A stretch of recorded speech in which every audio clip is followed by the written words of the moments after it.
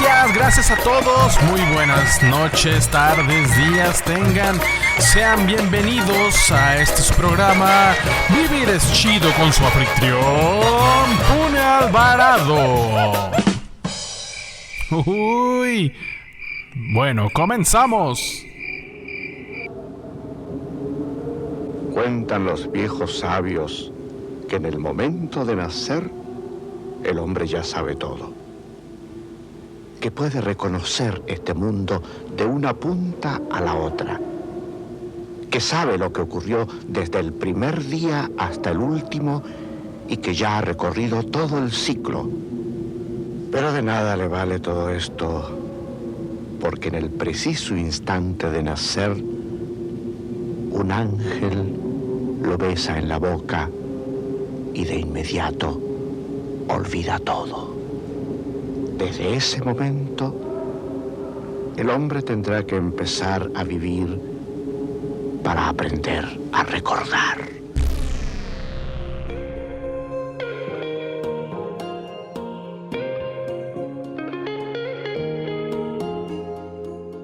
Hola, ¿qué tal? Muy buenas tardes, días, noches tengan todos ustedes.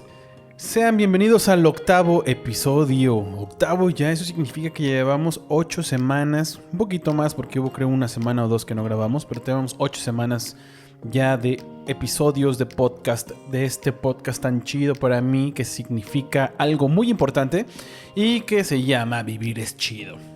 Honestamente ha sido una sorpresa las interacciones que hemos tenido comentarios, debates, incluso hasta contrapropuestas o antítesis de este tipo de planteamientos. Y como siempre lo he dicho, yo no le juego al psicólogo, ni le juego al experto, ni le juego al filósofo. Sin embargo, sí me gusta dar mi punto de vista, opinar de temas que día a día vivo y cada día se me hace muy curioso que se reafirman con ejemplos reales el hecho de todas esas experiencias vivenciales y plantearlas en el podcast, ¿no? Cada tema se acompaña de una temática vivida, de un comentario, de un amigo, de un vecino, de algún familiar, de mis compañeros del trabajo con relación a las experiencias que tenemos y a las temáticas con las que abordamos ciertos temas. Entonces, honestamente, ha sido grato lo que le sigue. Y pues para no perder ahí, no perder la costumbre, no perder la oportunidad, pues seguimos aquí grabando el episodio número 8, el cual lleva por título ¿Eras o te hiciste? Memoria genética. Quiere decir o plantear en esto del ¿eras o te hiciste? Es un eslogan, un comentario o una pregunta muy, muy difícil. Justo porque se estandariza o se especifica o se satura en el término de en la elección de género, ¿verdad? Pero no lo vamos a manejar sobre ese tema, en el de eres o te hiciste o nacen o se hacen. Sin embargo, el tema que vamos a abordar está chido, está medio fumado, honestamente tiene muchas posibilidades de continuación, tiene perspectivas muy particulares en cuanto al punto de vista. Pero bien puede ser que ustedes lo manejen, ya sea que acierten o nieguen mis comentarios, mis argumentos, y me encantaría que lo manifestaran por comentarios ahí por medio del Spotify, por medio del Google Podcast, por medio del YouTube Music, por medio del podcast para ¿cómo se llama? Spotify for Podcast o algo así se llama, ¿no? Pero estaría yo encantado de escucharlos, de leerlos, de saber sus opiniones y, ¿por qué no?, generar debate. ¿Les ha pasado por la mente que lo que estamos viviendo en este momento ya lo hemos vivido antes? ¿Creen ustedes que heredamos las manías, los defectos, habilidades extraordinarias de nuestros antepasados? También otra pregunta, ¿consideran que una persona puede transmitir a sus hijos la angustia emocional que ha sufrido a lo largo de su vida? Pues bueno, si en biología hay preguntas difíciles de responder, esta debería de figurar entre las más sencillas. Por ejemplo, ¿puede heredarse la memoria? Aunque ya hay una respuesta, y la respuesta parece que es un rotundo no, pues la ciencia ha demostrado que los recuerdos se almacenan en el cerebro en forma de conexiones neuronales, o mejor llamado sinapsis, y no existe una manera de transferir esta información al ADN. Por lo tanto, no entra en el paquete que heredamos de nuestros progenitores. ¿O acaso tú heredaste el francés, el inglés o el alemán que ellos aprendieron? No. Todo esto tuvimos que aprenderlo nosotros mismos. Hablando en un contexto genético, nuestro genoma tiene un sistema que almacena recuerdos, y dichos recuerdos pueden llegar a afectarnos físicamente a la hora de afrontar enfermedades o situaciones extremas. Aunque su importancia es cada vez más destacada, lo cierto es que no existe aún una afirmación sobre su verdadera utilidad que haya sido científicamente comprobada. Sin embargo, también es cierto que dentro de lo que más se ha estudiado, se halla el hecho de que las emociones básicas aparentemente están en la carga genética, y principalmente son mecanismos de respuesta o mecanismos de protección, como las emociones del miedo, la alegría, la ira, ¿sí? O la tristeza. Y nótese que es alegría, porque está comprobado también que la felicidad y la alegría no es lo mismo. La alegría es una respuesta y la felicidad es un proceso constructivo mental.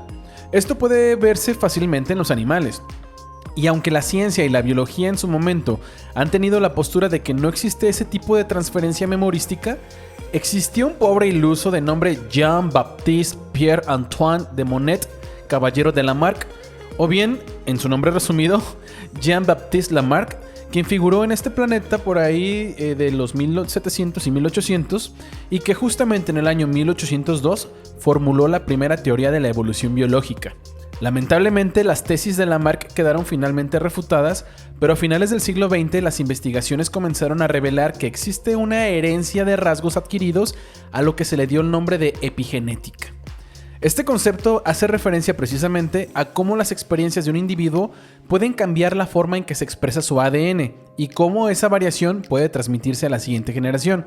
Es decir, lo que se produce es una variación en los genes, pero sin llegar a alterar el propio código genético o el ADN.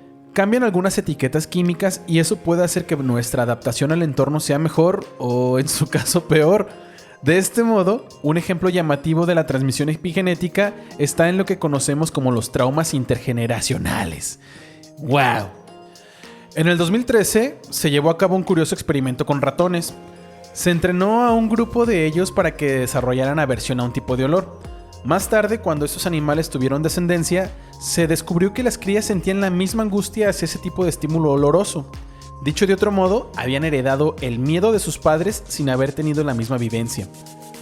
Influencias ambientales como la alimentación, los contaminantes y otras pueden dejar marcas químicas en los genes que no alteran su secuencia, pero que modifican su actividad. Los genes de los hijos recuerdan los factores ambientales a los que estuvieron expuestos sus padres. Entendemos la memoria genética entonces como un fenómeno en el que el individuo hereda recuerdos o habilidades sin haber estado expuesto antes a ningún tipo de experiencia. Se sabe que este hecho se aprecia en el reino animal.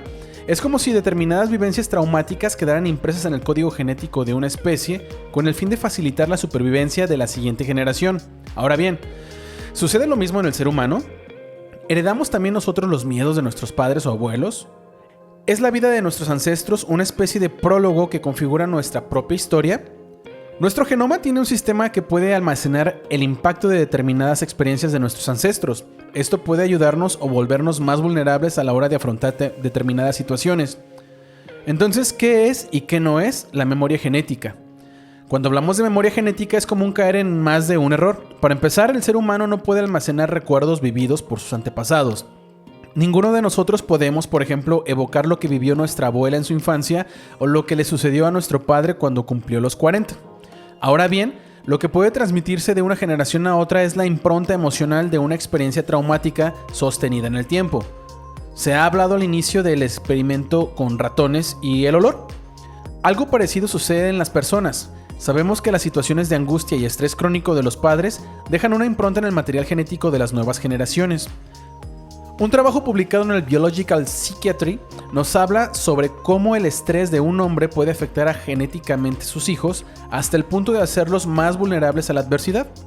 Como seres vivos, todos llevamos con nosotros una huella genética de lo vivido por nuestros familiares. Así, determinados hechos pueden variar con los genes y con ellos el fenotipo de un organismo, es decir, nuestra fisiología y conducta.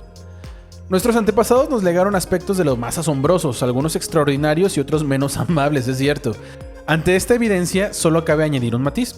Lo biológico nos predispone y lo ambiental a menudo nos determina. Ojo ahí, y esto es muy padre que lo escuchemos y nuevamente lo entendemos. Lo biológico nos predispone y lo ambiental a menudo nos determina. Esto significa que si bien uno puede heredar el estrés paterno, la predisposición no es del 100%. Sí existe un riesgo, pero no es una causa-efecto.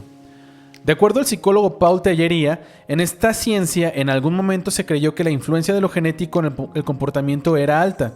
A la fecha, Hay evidencia y correlato biológico que se podría decir está demostrado en esquizofrenia, psicosis, demencia, alcoholismo y o en abuso de sustancias controladas. Sin embargo, en relación a otros trastornos, por ejemplo en el campo de la neurosis, la evidencia es pobre. Aunque sí puede haber una predisponente, por ejemplo una madre ansiosa y que tenga un hijo ansioso, pero el ambiente siempre juega un papel importante, vale decir el aprendizaje. ¿Qué aprende este niño? ¿O con qué relaciona la ansiedad? De todas maneras, de acuerdo a Tellería, es importante distinguir entre dos conceptos. Uno, la predisposición genética biológica, aquello que está en la memoria biológica, lo genético. Lo genético es aquello que se instaura en el plano del ADN. De momento no hay evidencia cierta para afirmar la existencia del gen de la locura, por ejemplo. Pero el punto número 2, sí, es el determinante ambiental. Aquellas características del medio que, en caso de una determinante biofísica, podrían detonar una condición. Por ejemplo, un padre alcohólico con un hijo en X condiciones sociales que podría ser alcohólico. Lo anterior lleva al antiguo debate sobre lo heredado y lo aprendido. O sea, uno nace o uno se hace, que ya desde el tiempo de los griegos se planteaba. Y en el campo social, cuando se afirma que el ser humano nace bueno, pero es la sociedad que lo corrompe, pues generaría una incógnita porque todavía no hay mecanismo absoluto que lo refute o que lo confirme.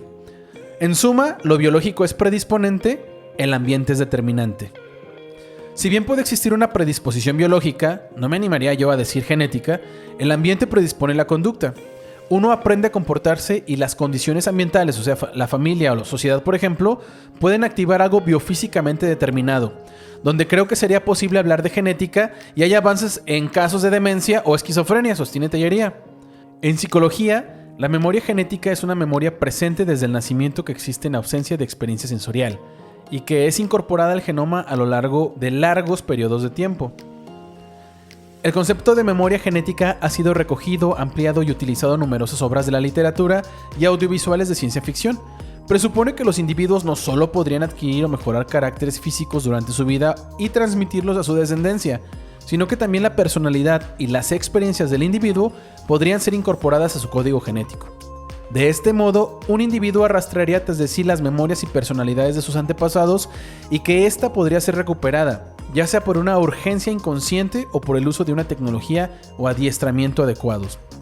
En su libro de 1998, El pasado de la mente, Michael Gazzaniga escribió: el bebé no aprende trigonometría, pero lo sabe. No aprende a distinguir la figura de la Tierra, pero lo sabe. No tiene la motivación y especialización para aprenderlo en esta etapa de su vida, pero lo sabe. Sabe que cuando un objeto con masa golpea a otro, se moverá el objeto. La gran corteza cerebral humana está llena de sistemas especializados, listos, dispuestos y capaces de ser utilizados para tareas específicas.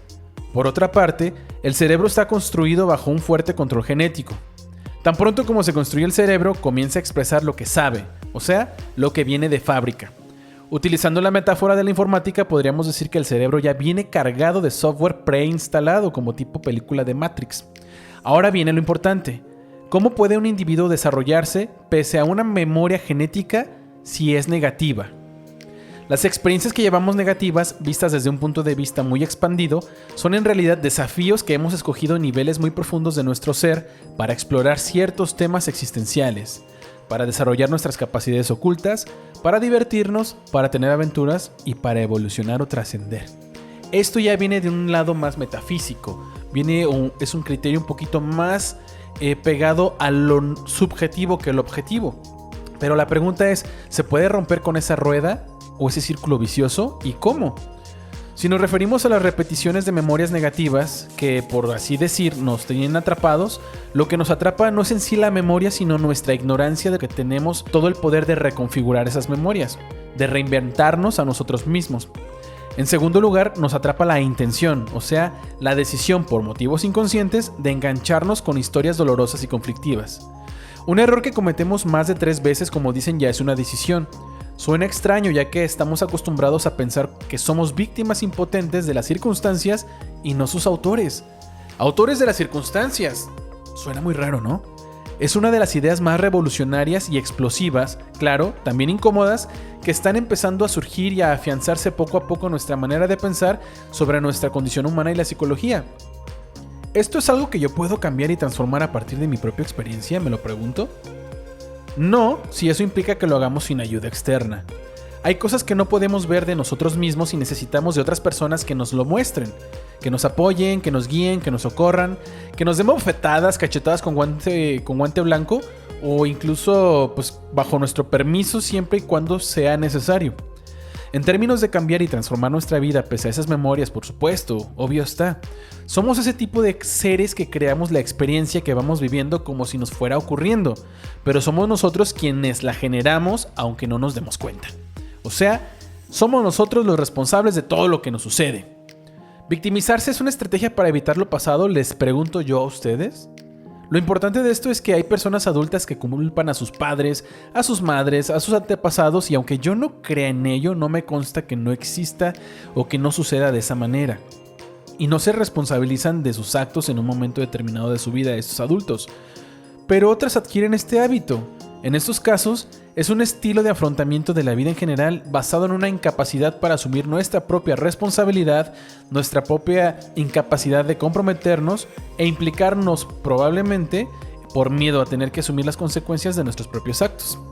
Sin embargo, los aprendizajes pueden tener ciertas vías y normalmente una conducta o un estilo de afrontamiento se instalan en nuestro repertorio de conductas que aprendemos porque han sido reforzadas.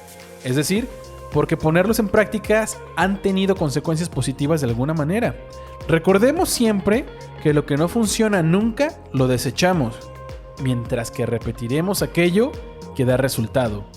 Y tengan siempre en su memoria que vivir es chido. Y hasta este momento damos por terminado el episodio número 8, Memoria Genética, del podcast Vivir es Chido, con su anfitrión, Pune Alvarado. Que tengan un excelente viernes, un excelente fin de semana y una excelente semana. Los quiero mucho, les mando un abrazo y espero por ahí todos sus comentarios. Hasta pronto, cuídense.